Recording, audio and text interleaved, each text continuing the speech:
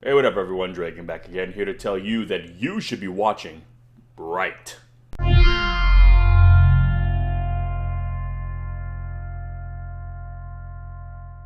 So, Bright is a 2017 Netflix film starring Will Smith, Joel Edgerton, and directed by David Ayers, who some of you might know as the director of movies like Training Day. Obviously, Will Smith needs no introduction. He plays a police officer in this film named Daryl Ward, and has a new what they call a diversity hire, played by Joel Edgerton, named Nick Jacoby, who, if you guys have been watching the trailers for this or seen any kind of imagery for, you'll know is a non-human. He is in fact an orc, and basically what this story is kind of an alt-war story where everything is the same. It's our world, except our world if elves and orcs and fairies and essentially magic had existed. And it's a cop story. It takes place in Los Angeles, present day. And again, it's basically, if you watch Training Day, you know it kind of has this very gritty, very kind of raw feel. And this film is no different. It does not do anything kind of tongue in cheek in essence to when in terms of like the more fantastical elements, again, orcs, elves, and whatnot. When you see gang violence, when you see how life is on the streets, it's played straight, despite the fact that you're seeing like orcs. And basically what happens is, in this world you discover that much like our own world, different races kind of hold different status within society. Surprise, surprise, the elves are, upper echelon. They're, the elite 1%.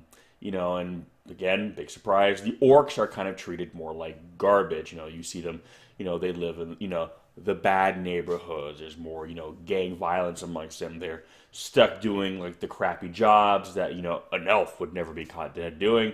And humans, interestingly enough, are kind of fall somewhere in between, more or less. You still see a lot of the same kind of social economic scenarios with human beings, but now you have these other races included.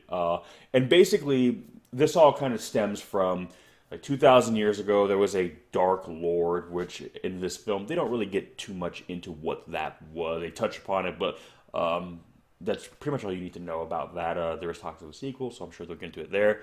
And basically, orcs were the ones that sided with this Dark Lord. Didn't work out so well for them, and ever since then, they've been kind of paying the price. They've been being treated like, like second-class citizens, essentially, even though that was way long ago. Orcs don't even follow that kind of belief system anymore. They're just like everybody else. But again, because once upon a time, their people did something, every generation after that has paid the price. And basically, Jacoby is kind of what they call a diversity hire. He's the first orc on the police force, the LAPD. And it's kind of a big deal because he's always wanted to be on the LAPD. He's always wanted to be accepted. He's always wanted to show that orcs, are good people. They can be, included in society. They don't have to be looked down as criminals. And for that reason, he's always kind of been looked down by other orcs because, for better or for worse, like our society, when you have a group of people who are kind of disenfranchised and treated as less than by another people, it forces them to kind of band together and to kind of define themselves through this struggle. So now a lot of orcs kind of, hold themselves with a degree of pride. They are kind of this, oppressed group of people, and they take great pride in who they are. So when they see Jacoby, in a police uniform with his tusks filed down, they basically spit on him. They look on him as something shameful. They don't look at him as like a real orc, because a real orc would never be caught dead, working for the man, filing down your tusks like you should be ashamed of them. They feel like you should be wearing your orc pride, front and center.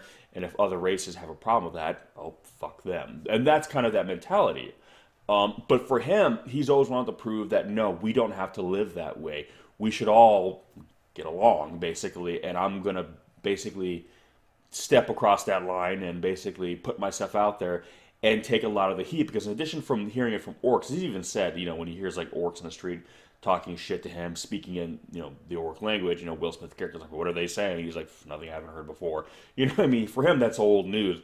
But now that he's on the other side of things, the other members of the police force are treating him like garbage too. They still look down on him when they're trying to get Will Smith to get some kind of dirt on him, to get him kicked off the force, yada yada yada. Anyway, long story short, a wand emerges, and in this world, magic, while existing, is very rare, and only certain people can handle or use magic. Through a wand. These people are called brights. Basically, a bright can hold a wand. And if you're not a bright and you hold a wand, you will die. But naturally, everyone wants a wand because a wand, as they kind of describe it, is basically a nuclear weapon that can grant wishes. It can give you whatever you want. It's one guy even was looking at the wand, one of the cops, he'd say, this is it. This is anything you want. This is $1 million, you got it.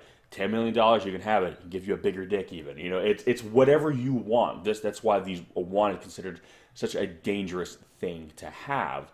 And you have people from the government who are looking for it, trying to get it under control. You have this kind of rogue group of elves who are serving this dark lord, who are trying to get it back. And basically, these two cops have one hell of a night and find themselves kind of in the middle of it, and are kind of confronting a little bit all the different kind of social classes, both human and orc, and realizing that a lot of why things are the way they are is because of existing prejudices that just don't seem to want to go away. And and a lot of one of the orcs even says, moved to LA from Miami. I was never a criminal. I was never into anything bad. I was an upright citizen. And when I came here, basically the police made me a criminal because I was deemed as one just because of where I lived, what I looked like. I was always being messed with the cops, and the cops brought all this crap into our neighborhood. By the way, I'm not bashing the cops. I'm just kind of explaining, the narrative through what this character was saying, and basically trying to explain that so much of what we see in this film, in a weird way, is a reflection of our world. And I know some people have had complaints about this film. Some people are saying, why are the orcs, the more impoverished ones? Why are the orcs the race that's looked down upon? Why are the orcs the gangbangers and all this and that? And I'm like, well, in most, fantasy mythology, where are orcs usually held in high regard? I mean, I know there's very different stories. I know it's not all just, Lord of the Rings. But usually orcs, even orcs are in power, even orcs that are not all evil, are generally always have a bit of a negative slant to them. Sometimes it's very extreme, sometimes it's not so extreme, but you never basically see usually orcs, presented in the way, for instance, elves are, even humans a lot of times in stories. Even in stories where you're meant to sympathize for them, they're always viewed as, in some way, as monstrous in a weird way. And I think if you look at when a lot of these stories came about, a lot of these stories of orcs and elves and wizards and magic, a lot of them, were kind of birthed in a far less progressive time, in a far less progressive era. So naturally, the people who are tall, slender, and have pointy ears and fair skin and don't have a lot of different complexion in their skin, were considered grand and beautiful and good. And then you have people who are big and monstrous and have tusks coming out of their faces, and naturally they're bad. And that's not really, much of a coincidence if you really think about it. It is really kind of society's social perception of what is beautiful, what is ugly, what is good, what is bad, and perhaps even at the time the kind of people in power and their particular ethnic background. How they determined what was beautiful, how would they determine what was aesthetically pleasing and therefore must be good. It's basically a reflection of kind of society from a less progressive time. So is it any wonder that in our stories that goblins and ogres and orcs are usually bad creatures? Why? Well, because they look ugly by our standards, and creatures like elves and fairies tend to be, good, even though the fairies in this one aren't so hot, and Will Smith has none of that. But so interestingly enough, okay, what happens then when you take kind of those stereotypes that you see in fantasy literature and fantasy culture, and you place them in a modern day setting, 2017? What would that look like? Well, it would look like this. They would be having jobs, they'd be paying taxes, and surprise, surprise, elks are always these grand, elegant, or elves, not elks, or these grand, elegant beings who, are revered. Surprise, surprise, they're wearing Gucci and Prada. They, shop on Fifth Avenue. They live in Beverly Hills, and they have an entire district to themselves. But surprise, surprise, is the most expensive and luxurious district. Okay, you go to the bad neighborhoods. Who's living there? The orcs. The disenfranchised people who are being judged because of their appearances. Now, in this case, it's because of something their species did long ago. But again, traditionally speaking, why are orcs always bad? Because they look the way they do. Whereas this story is kind of exploring, well, you see a lot of these orcs, and the thing I like about the orcs in this film too is that they don't act like monsters. They don't do that whole thing. They speak normally. The actors who portray them speak in a normal voice. They look the way they do, but they act like normal people. You see them wearing normal clothes. They're wearing jerseys of their favorite football team, whatever, or American football team, excuse me. And they act like normal people. They look the way they do because that's what they are. They're orcs, but they don't act like monsters. They don't act like kind of cartoon characters. They act like normal people. Same way the elves act like normal people. Same way the humans act like normal people. So why don't all these people get along when they all seemingly act the same? Well, then why is it in our society everyone doesn't just get along when we, act the same? But why? Because some people look different. This person's that color, this person's this color, this person speaks this language, this person speaks that language. And all these things in our minds create borders and barriers and boundaries between ourselves, even though if we realize that these are very superficial elements that if you peel them away, we're all really the same. And this isn't some, hey, let's all hold hands and sing Kumbaya and get along. But the reality is people have far more in common with each other than they think they do, And with these actual different races, much is the same. So yes, there is kind of this bigger, more fantastical plot in this story, but much of what you experience throughout this film is a reflection really of our own life. It's like, why do you get harassed if you go to a certain neighborhood based on the way you look? Why do you maybe get, tailed by the cops a little longer than somebody else would, depending on what you look like? Why? And that's what this film really shows. It's that depending on where you go and who you're talking to, people are being treated differently. People are being looked at differently simply because of the way they look. So again, it's a very interesting kind of study into kind of really our society. So when some people, might think it's, saying, oh, it's offensive because this race is clearly supposed to be that race, or this race is supposed to represent this, or why are they getting really political using fantasy characters, and isn't that a little too on the nose? Well, no, because that's always been what fantasy does. It takes prejudice and stereotypes and literally creates entire races out of them. Again, look when a lot of these, and I'm not saying the people who create all these stories are horrible racists, but they're also products of their time. So within these societies, within these eras these people are from, society has standards and definition for what is good, what is bad, what is deemed beautiful, and what is deemed not beautiful. So when they create a fantasy world, surprise, surprise, the good, beautiful people look like, clean-shaven, white people with pointed ears, and the people who are considered bad were monstrous in appearance. And again, I don't think this was a conscious thing done by a lot of people in fantasy, but they are carryovers from a different period of time. So now when people write fantasy stories or tell fantasy movies, they carry over a lot of these aesthetics. The elves are good, the orcs are bad, da da da da. Not because they themselves feel like they're creating these as metaphors for real people, but these aesthetics come from a time when that was more of the pervasive thinking. So now, again, when you take these aesthetics and put it in the modern world, what does it now mean? What does it now mean when all the disenfranchised neighborhoods are filled with orcs? What does it now mean when, the top 1% are all elves? What does that mean in the context of our society? Kind of visual stereotypes that were created in a far less progressive time. Doesn't mean you guys can't enjoy Lord of the Rings or anything else anymore. I'm not saying that. What I am saying is that you have to understand that art is a reflection not only of the artist who creates it, but also a bit of the time in which it's created. So it's very interesting now that we don't question a lot of these visual aesthetics in fantasy or science fiction by and large too, because we're just so acclimated to them.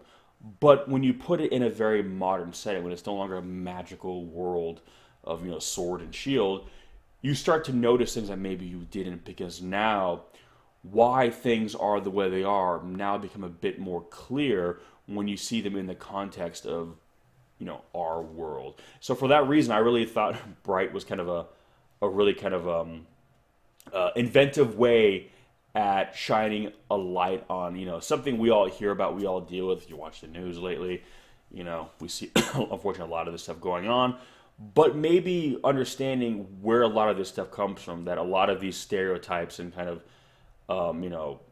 personifications of each other is rooted in something much older, that it started much further away. And it doesn't mean that we're all terrible people, but that without even realizing it, we've kind of been indoctrinated into a way of thinking that was essentially kind of created long before us. And that by only becoming aware of it, we can maybe kind of break the cycle. So on the surface, it's just a fantasy movie. So it's a cool urban, what I call like urban fantasy, which is something like I feel like Harry Potter, or like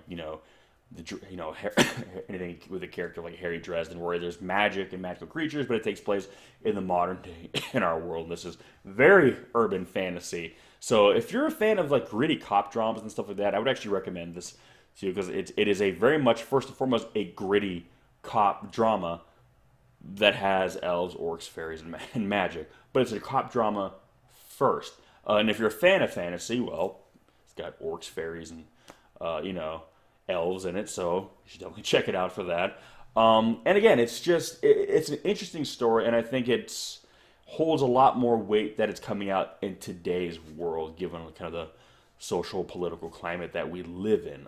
And the fact that maybe this kind of rubs certain people the wrong way might be an indication that it's the kind of story maybe we need to see now. I mean, fantasy and science fiction has always kind of been a reflection of who we are and kind of the society in which we live in at the time. So if maybe this had no effect on people, then maybe it would have meant the movie kind of failed to do what it was doing, is to get people thinking, is to get people looking at kind of the situation around themselves and see what that might be. So if maybe it hit a little close to home, that might be kind of the point. And if it didn't, and you're kind of confused or why like it might make you want to look more into kind of the real issues that this film is kind of a reflection of, and kind of educate yourself on that, and maybe realize, that how things maybe are, and maybe what you can maybe help do to help fix that. Again, that's what I think good storytelling does. It makes people think, and it gets people questioning things about their own life. So,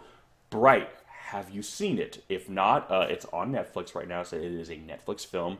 Again, right now as it stands, there are no home releases of it yet, so I'll kind of leave this as TBA. And so, again, most of you I'm sure have Netflix, so if you do, it's on there, check it out. If you don't, I mean, get Netflix. It seems like the last few things I've been doing is Netflix, and it won't be the last. And again, I'm not sponsored by Netflix. I'm not getting any money under the table by Netflix, but I wouldn't mind. But again, I don't know. Right now, there's a lot of good stuff coming out there, enough where I would feel it's definitely worth having Netflix. So if you don't have it, check it out, just so you can see all these cool, fun things that I so very much enjoy recommending. But anyway, guys, thanks for watching, and I'll catch you on the next one. Peace!